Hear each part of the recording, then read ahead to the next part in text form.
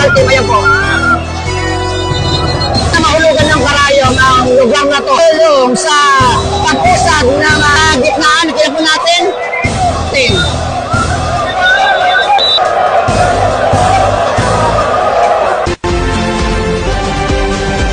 Kulapot dito, abot na na po natin itong andas.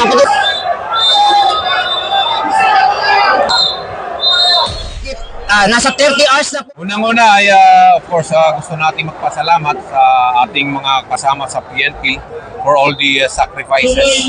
Imagine we were deployed more than one day or almost 32 hours. And just imagine the sacrifices, the hard work, at makikita mo na hapong-hapo. Wala pa tayong tulog for 2 nights.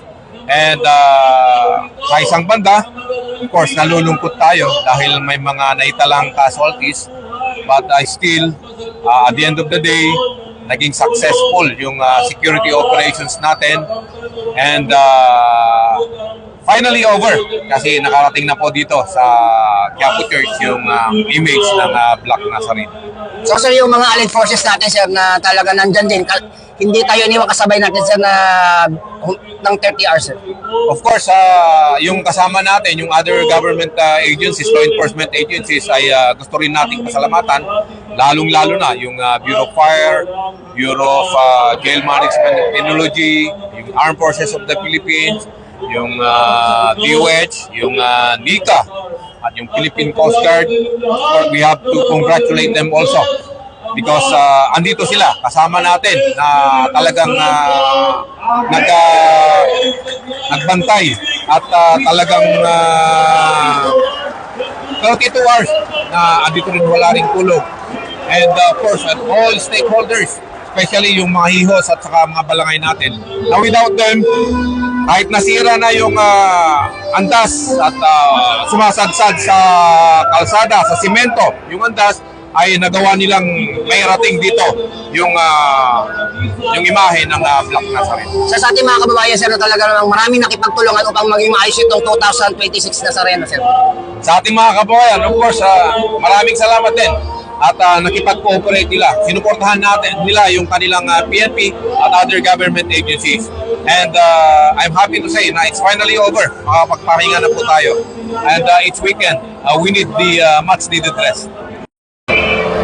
Mula po dito sa Quiapo, Manila, ako po ang inyong Police News Network Correspondent, Police Chief Master Sergeant Mauricio Bonilla Ruiz, alagad ng batas, tagapagtaguyod ng balitang pulis. Shoutout po tayo sa buong pwersa ng Philippine National Police, Armed Forces of the Philippines, Bureau of Fire Protection, BGMP at iba pang ating mga allied forces na talaga namang para po naipasok na ang itim na sarili dito po sa Quiapo Church.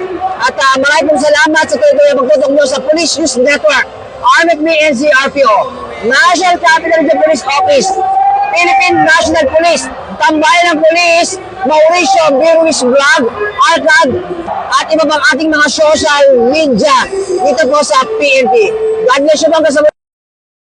The views and opinions expressed by the hosts, vloggers do not necessarily reflect the official policies and position of this office, the NCRPO, and the PNP.